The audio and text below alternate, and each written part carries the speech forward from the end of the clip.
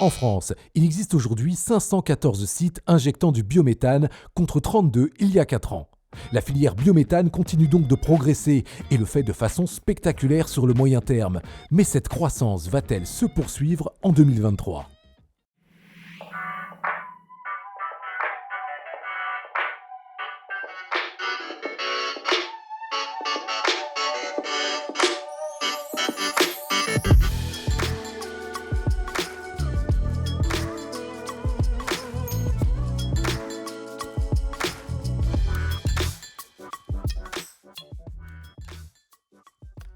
Première donnée.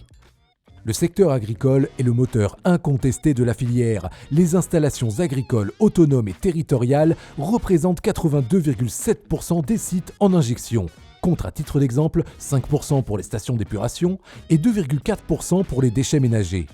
Au total, l'agriculture dispose d'une capacité de production de 7442,7 GWh par an. Cependant, il existe une forte disparité selon les régions. Si le Grand Est enregistre 74 installations de production de biométhane, à l'inverse, la région Provence-Alpes-Côte d'Azur ne dispose que de 4 sites. Mais quid de l'évolution de la filière à l'avenir ? Eh bien, on pourrait voir pointer un problème à l'horizon. En effet, on a observé un léger tassement de cette dynamique en 2022 par rapport à 2021. Pour la première fois depuis 10 ans, le nombre de nouvelles installations a diminué.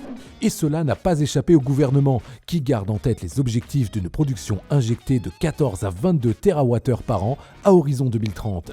Sur ce, il a fallu réagir, et il y a quelques mois, 2 mesures réglementaires ont été décrétées. La première concerne la revalorisation du tarif d'achat de biométhane pour tenir compte de l'inflation.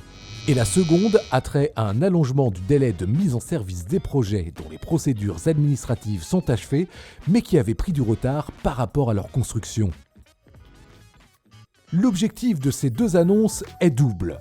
1. Il s'agit de garantir l'équilibre économique des nouveaux projets. Et de 2. Il s'agit d'envoyer un message. Il faut montrer aux potentiels intéressés que dans cette période plutôt compliquée, la filière reste soutenue. Affaire à suivre donc. Et quant à nous, on se retrouve le mois prochain sur une nouvelle thématique pour devenir un expert du biogaz. Ciao !